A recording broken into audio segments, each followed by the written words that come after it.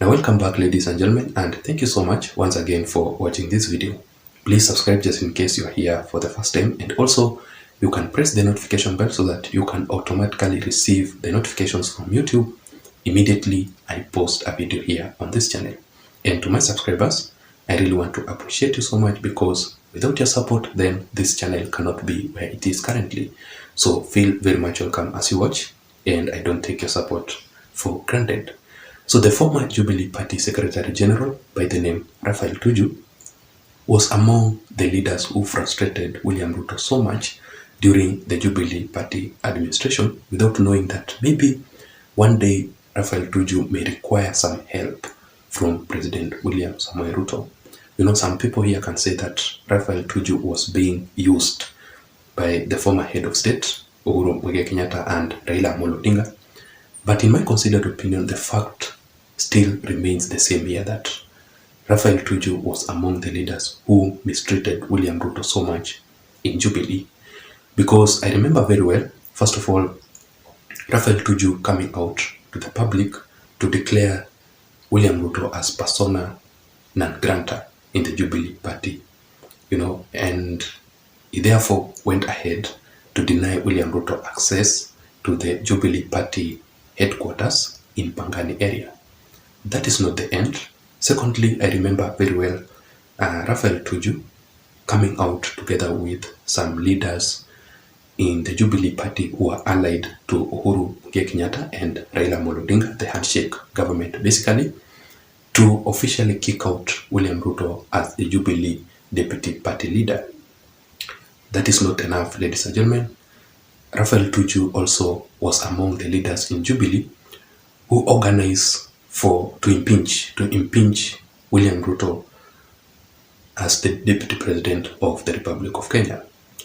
And they organized several meetings so that they can execute that issue.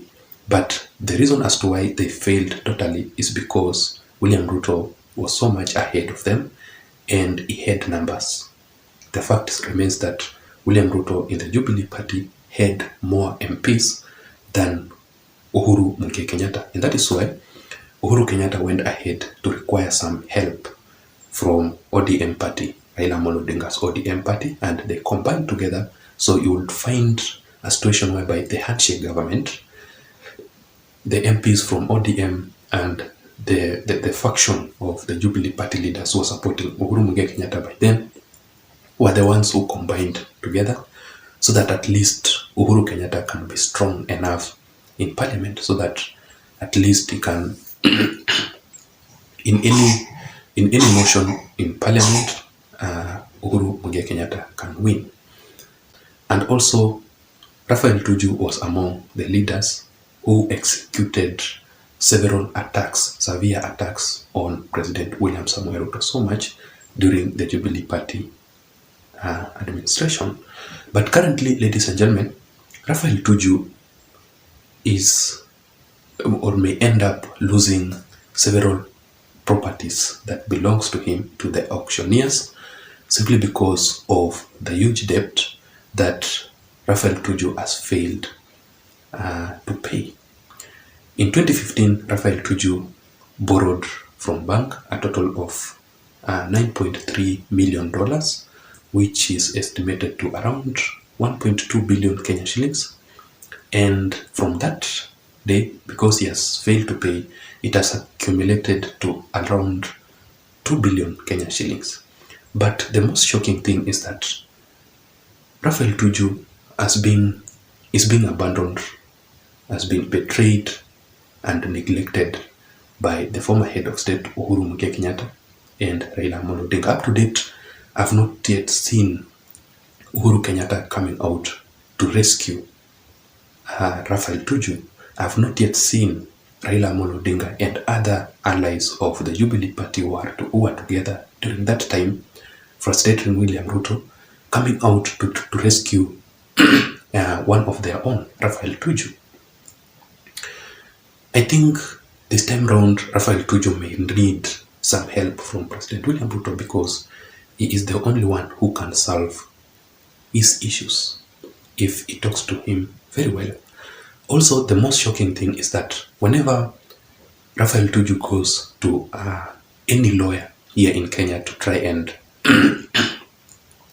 represent him in courts so that at least they can give him more time to pay the loan or the debt, is that majority of the lawyers are demanding over 100 million, in fact 130 million, so that they can represent Raphael Tuju in courts. You know, lawyers demanding over 130 million from you so that they can represent you in a debt or in a case of 2 billion Kenya shillings, and it's not guaranteed that the lawyers can set you free. They can solve your issue. You know, that's like a loss. But the question here is, why do you think Uhuru Kenyatta and Raila Odinga have abandoned or they have betrayed Raphael Tuju this time round during the time of need? Because this is actually the time that Raphael Tuju requires their hand the most, especially Uhuru Muigai Kenyatta, who he worked for as the Jubilee Party Secretary General. Jubilee Party belongs to Uhuru Kenyatta, and up to date, Uhuru Kenyatta is still the Jubilee Party leader. Where is David Murathe at this time? Karanja Kibicho, Matiang'i, and those guys who they were together, you know, supporting, organizing these meetings to frustrate William Ruto. So 3 things why Uhuru Kenyatta and Raila Odinga have betrayed Raphael Tuju. Number 1, politics of betrayal. Generally, before that was only politics, but when it comes to reality, nobody is by your side. So generally here, in politics, there must be betrayal. That is so much common, betrayal and interest. So in this case, Raphael Tuju is being abandoned, is being neglected, is being betrayed, and he will not be the first politician to be done that. You know, majority of politicians, including William Ruto himself, was betrayed by his boss, Uhuru Muigai Kenyatta.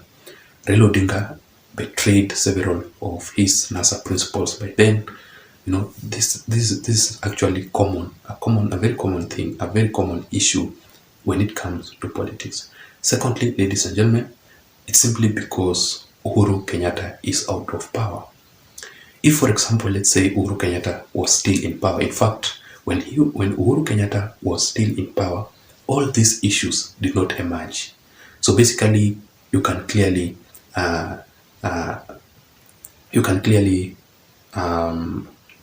say that or conclude that Uhuru Kenyatta was the one who covered up for Raphael Tuju during that period of time when he was in power.